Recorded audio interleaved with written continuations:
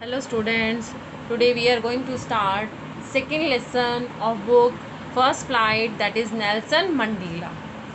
सब बच्चे जानते होंगे नेल्सन मंडेला के बारे में, सुना होगा आपने नेम। साउथ अफ्रीका के फर्स्ट ब्लैक प्रेसिडेंट रहे हैं। और बच्चों ये लेसन उन्हीं की ऑटोबायोग्राफी क्या होती है, जो खुद आत्मकथा लिखी जाती है। नेल्सन मंडेला ने अपने आप अपनी आत्मकथा की किताब लिखी थी। जो आत्मकथा की किताब अपने आप लिखी जाती है उसको ऑटोबायोग्राफी कहते हैं। अगर कोई और लिखता है तो उसको बायोग्राफी कहते हैं, ठीक है। और उनकी बुक का नाम है लॉन्ग वॉक टू फ्रीडम, ठीक है। आज़ादी के लिए लंबा संघर्ष या लंबी लड़ाई कह सकते हो, ठीक है बच्चे। And it is written by Nelson Rolihlahla Mandela, ये उनका पूरा नाम है, ठीक है बच्चे।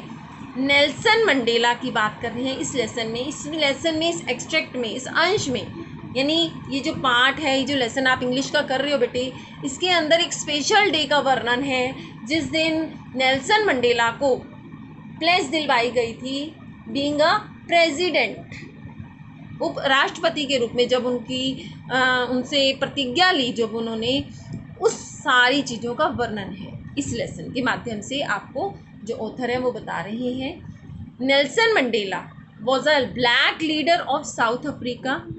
ओके बच्चे, he struggled a lot for freedom to his people. बहुत ज़्यादा संघर्ष किया। ऐसा नहीं है कि वो एक ही दिन में प्रेसिडेंट बन गई, आपको शायद पता नहीं है बेटे।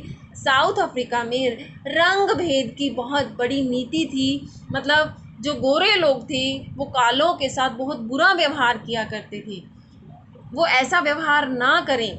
नेल्सन मंडेला ने इस चीज़ के लिए बहुत स्ट्रगल किया बेटा। 30 इयर्स वो प्रिजन में रहे, जेल में रहे।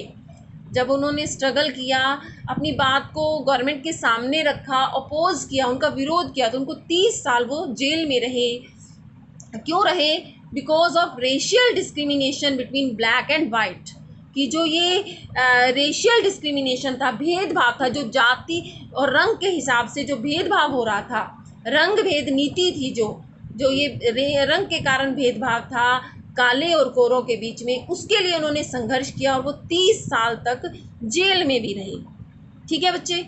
और उनका संघर्ष, एक समय ऐसा आया 1994 में, 1994 में उनका संघर्ष कामयाब हुआ और वो इलेक्शन जीत गए। और 10 मई 1994 को, 10 मई 1994 को इनॉग्रेशन हुआ। इनॉग्रेशन, इसे द इनॉग्रेशन का नाम दिया गया। इसके इनॉग्रेशन क्या होता है? उद्घाटन। तो यहाँ पे द इनॉग्रेशन का मतलब क्या था कि ये स्पेशल उद्घाटन था, स्पेशल इनॉग्रेशन था, एक तरह से ब्लैक गवर्नमेंट का सत्ता में आना, rain of the south Africa होना, मतलब साउथ अफ्रीका की सत्ता में आना, ठीक है। तो ये उद्घाटन था काले लोगों के लिए, मतलब काले लोग पहली बार सरकार में आए थे, ठीक है। तो ये जो इनॉग्रेशन था, उद्घाटन था, ये बहुत बड़ी बिल्डिंग में हुआ, ओपन बिल्डिंग में, जिसे हम खुला स्टेडियम भी कहते हैं। इसको एम्फी थिएटर भी कहा जाता है। एम्फी थिएटर मतलब खुला stadium. A big open building जो कि प्रिटोरिया में है, वहाँ पर इस इनॉग्रेशन का, ये इनॉग्रेशन हुआ वहाँ पर। और वहाँ पर हर कंट्री से, बहुत सारे कंट्री से बहुत रेपुटेटेड पीपल को बुलाया गया, लोगों को बुलाया गया। और यहाँ पर नेल्सन मंडेला ने शपथ ली, to place as first black president of South Africa. पहले अश्वेत राष्ट्रपति के रूप में, साउथ अफ्रीका के अश्वेत राष्ट्रपति के रूप में उन्होंने प्रतिज्ञा ली। ड्यूरिंग द इनॉग्रेशन बच्चे, Nelson Mandela remembers all those leaders who sacrificed their lives to end the era of oppression।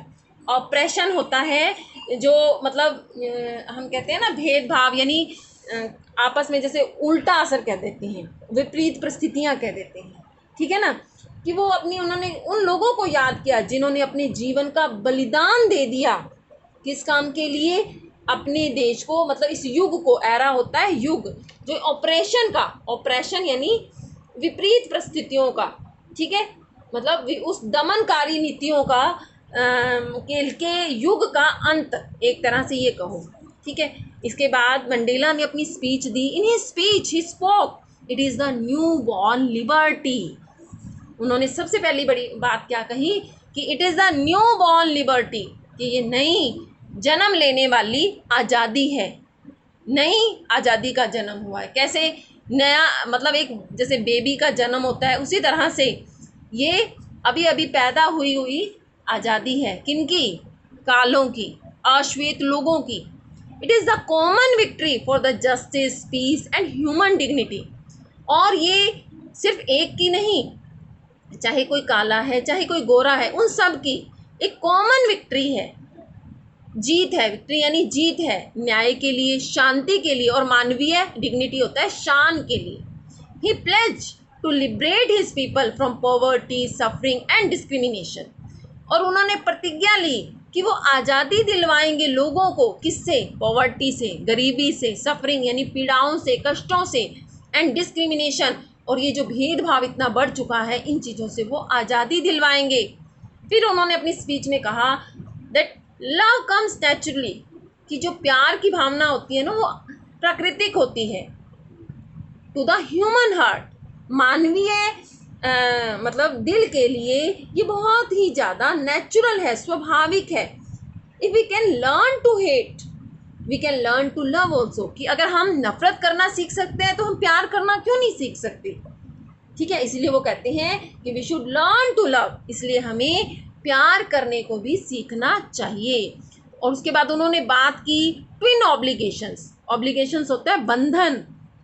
उन्होंने दो तरह के बंधनों की बात की है इस लेसन में, कि पहला बंधन है हमारा अपने परिवार के प्रति, और दूसरा बंधन है देश के प्रति। यानी पहला बंधन है to his family, to his parents, to his wife and children. Family में कौन कौन होता है? मम्मी पापा होते हैं, पत्नी होती है, बच्चे होते हैं। तो पहला बंधन यानी हर इंसान का पहला बंधन उसका परिवार है, और दूसरा बंधन टू हिज पीपल, अपने लोग, अपने देश के लोग, हिज कम्युनिटी, अपना समुदाय, एंड टू हिज कंट्री, और अपना देश है। He gave stress on dignity and self respect. और वो कहते हैं कि अपनी लाइफ में सेल्फ रिस्पेक्ट यानी आत्म सम्मान से बढ़कर कुछ नहीं है। अपनी शान और अपने आत्म सम्मान से बढ़कर कुछ नहीं है। हम जहाँ भी रहें पूरी शान के साथ रहें, इज्जत के साथ रहें, मान सम्मान के साथ रहें। ठीक है। At that time 2 national anthems were sung. जब ये इनोग्रेशन हुआ, उद्घाटन हुआ, जब नेल्सन मंडेला ने शपथ ली, प्लेज ली बीइंग अ प्रेसिडेंट, उस टाइम 2 नेशनल एंथम, राष्ट्रगान गाए गए, बजाए गए। एक ब्लैक पीपल के लिए था और दूसरा वाइट पीपल के लिए। ठीक है बच्चों।